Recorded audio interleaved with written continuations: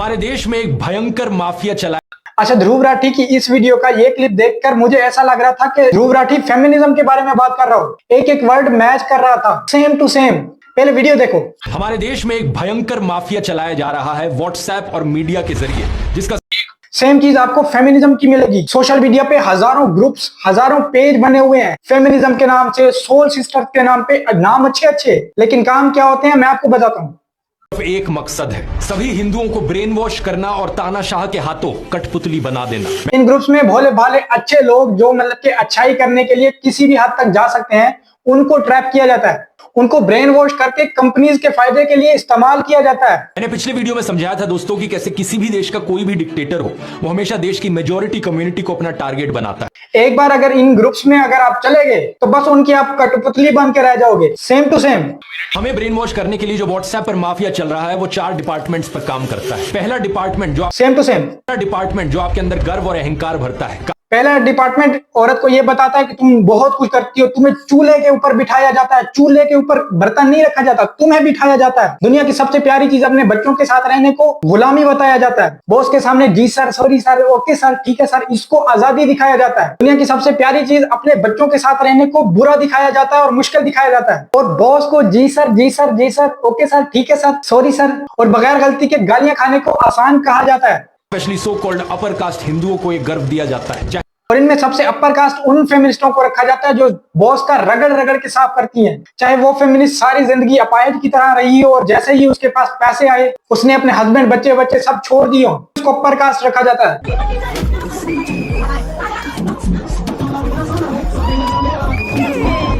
दूसरा डिपार्टमेंट कहता है कि आप पर सदियों से अत्याचार हुआ है। ये देखो आप कितने बड़े सेम सेम। पहले की औरतों में पेशेंस था, वो रॉन्ग पेशेंस था। ये रॉन्ग मैसेज जा रहा है सोसाइटी में कि औरतें सहलती थी, इसीलिए रिश्ते चलते थे, वो रोती थी किचन में, कभी किसी ने नहीं पूछा। दूसरा डिपार्टमेंट सेम यही बात करता है, लेकिन रियलिटी में ये झूठ होता है। हाँ, औरत को औरत की मेंटालिटी के हिसाब से काम दिए गए, मर्द को मर्द की मेंटालिटी के हिसाब से काम दिए गए, जो आज की गेंडू जनरेशन नहीं समझ सकती।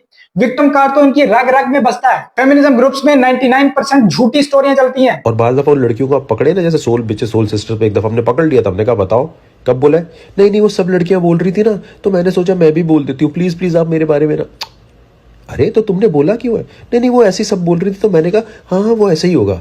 एक झूठी स्टोरी स्टार्ट होती है, सारे झूठ बोलने लग जाते हैं, और अगर आप मेरी तरह उनका कोई झूठ पकड़ लेते हो तो सीधा ग्रुप से बाहर विक्टिम हो। तीसरा डिपार्टमेंट आप खतरे में हो, देखो हमें उन लोगों से खतरा है, वो कभी भी आकर हमें खत्म कर सकते हैं। हाँ, सेम यही कि हमें मर्दों से खतरा है, ऑल मैन आर डॉग्स, ये वो इस तरह बोला जाता है। बट इन रियलिटी जब ये बहू बनती है तो इनकी सास गंदी होती है, जब ये सास बनती है तो इनकी बहू गंदी होती है। अपने माँ बाप के घर में इनकी मामी बुरी होती है, चच्ची ताई बुरी होती है, बाप की बहन बुरी होती है। अपने पति के घर में ननंद, देवरानी, जेठानी, ये लोग बुरे होते हैं। लेकिन खतरा इनको किससे है? मर्द से है।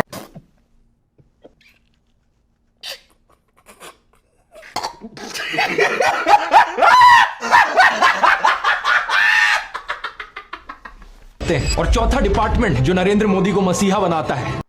हाँ, और चौथा डिपार्टमेंट जो फेमिनिज्म को मसीहा बताता है कि आप सिर्फ फेमिनिज्म के साथ ही सेव रह सकते हो। जिस जिस तरह फेमिनिज्म कहता है, फेमिनिस्टें कहती हैं, जिस जिस प्रोडक्ट को परचेज करने का कहती हैं वही करना है आपने। जिस जिस मेकअप का कहते हैं, बाल कटवाने का कहते हैं, सिगरेट पीने का कहते हैं, शराब पीने का कहते हैं, आपने पीनी है शराब, वरना आप आजाद नहीं हो। जो जो कंपनीज इनकी शराब बेच रही हैं, छोटी डस्ट बेच रही हैं, सिगरेट बेच रही है, आपने पीना है, इनके हिसाब से ही चलना है, वरना आप आजाद नहीं हो, गुलाम हो।